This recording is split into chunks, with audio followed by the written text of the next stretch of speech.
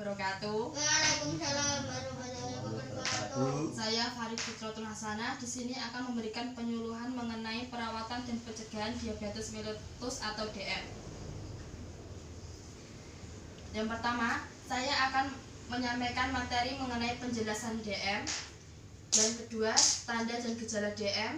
Yang ketiga, faktor resiko DM. Yang keempat, komplikasi DM. Yang kelima, pencegah dan pengobatan DM. Yang terakhir, menjelaskan gizi seimbang pada penderita diabetes mellitus.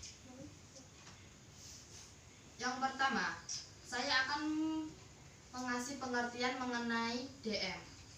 DM adalah suatu sindroma gangguan metabolisme dengan hiperglikemia yang tidak semestinya sebagai akibat suatu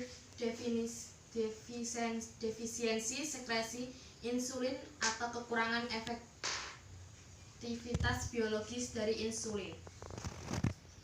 Diabetes mellitus yaitu suatu kumpulan mellitus adalah suatu kumpulan gejala yang timbul pada seseorang yang disebabkan oleh karena adanya peningkatan kadar gula akibat kekurangan insulin baik absolut maupun relatif. Yang kedua, macam-macam DM dan penyebabnya. Pertama, DM tipe 1 atau IDDM yaitu penderita sangat bergantung terhadap insulin karena terjadi proses autoimun yang menyerang insulinnya. Yang kedua, DM tipe 2 atau NIDDM yaitu jenis DM ini berpengaruh baik oleh keturunan maupun faktor lingkungan.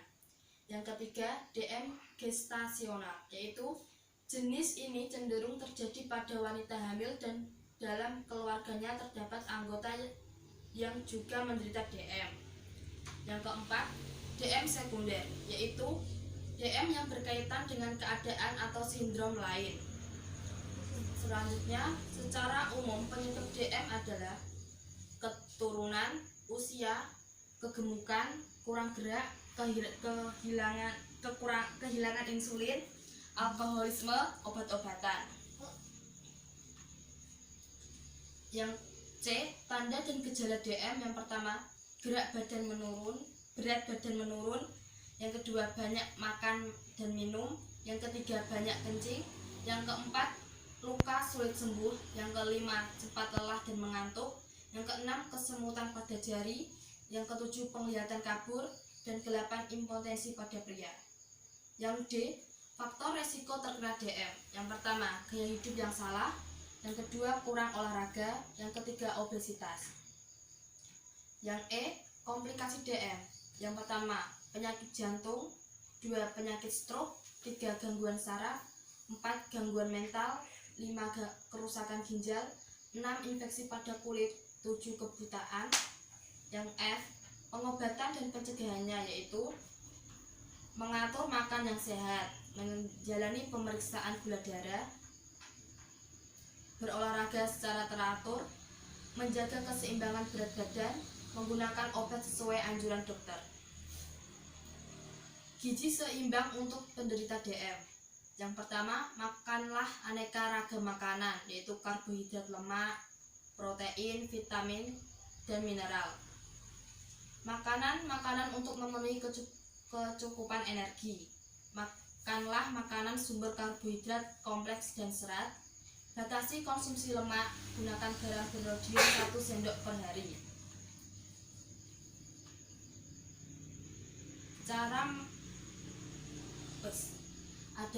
ada yang ditanyakan? Banyak, Bu. Ya, silahkan. Apa itu gula darah normal 1 jam setelah makan? Puncak kadar gula darah tertinggi umumnya terjadi 1 jam setelah makan. Jika karbohidrat dimakan pada 2 jam setelah makan, protein mulai terurai menjadi 2 glukosa darah. Pada 2 jam setelah makan, protein mulai terurai menjadi antara 100 dan 125 mg. Apakah bisa dipahami? Bisa. Terima kasih atas partisipasinya. Saya ucapkan wassalamualaikum warahmatullahi wabarakatuh. Waalaikumsalam warahmatullahi wabarakatuh.